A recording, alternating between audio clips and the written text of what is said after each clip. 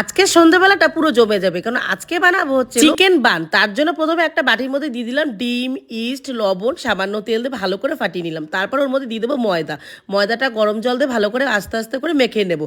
দেখো মেখে রেখে দিয়েছি, তেল দিয়ে ভালো করে ঢেকে রেখে দিলাম 2 ঘন্টার জন্য। এদিকে চলো চিকেনটা রান্না করে দিই। ভালো করে পেঁয়াজ ভেজে নিয়ে ওর মধ্যে সব মশলা দিয়ে ভালো করে মশলাটাকে কষিয়ে নিলাম। এবার ওর মধ্যে চিকেনটা দিয়ে চিকেনটাও ভালো করে কষিয়ে নিলাম। সামান্য জল দিয়েছিলাম, কারণ চিকেনটা যেহেতু কুচি কুচি করা, বেশি জল দিতে হয়নি। তারপরে দেখো এদিকে ময়দাটা অনেকটা ফুলে গেছে। এবার ময়দাটাকে লেচি কেটে নিয়ে হাতের সাহায্যে একটু গোল করে ওর মধ্যে দেখো চিকেনের পুরটা দিয়ে দিলাম। তারপরে চারিপাশ দিয়ে বানটাকে আটকে নিতে হবে। তারপর গোল করে রেখে দিতে হবে। প্রত্যেকটা সেমভাবে আমি একইভাবে করে নেব। তারপরে কড়াইতে তেল দিয়ে একদম লো আঁচে দিয়ে দেবো সেই বানগুলো। ব্যাস, এবার একদম লো আঁচে আঁচে ভাজতে হবে। দেখো ফুলে কিন্তু ডাবল হয়ে গেছে। এবার চলো ভিতরটা কেটে দেখাই কেমন হয়েছিল। খেতে কি বলবো, দুর্দান্ত খেতে। একবার হলো বাড়িতে ট্রাই করো, সবাই একদম মুগ্ধ হয়ে যাবে। আর ভিডিওটা যদি ভালো লেগে থাকে অবশ্যই লাইক কমেন্ট শেয়ার করে দিও। আজকে সবাইকে টাটা।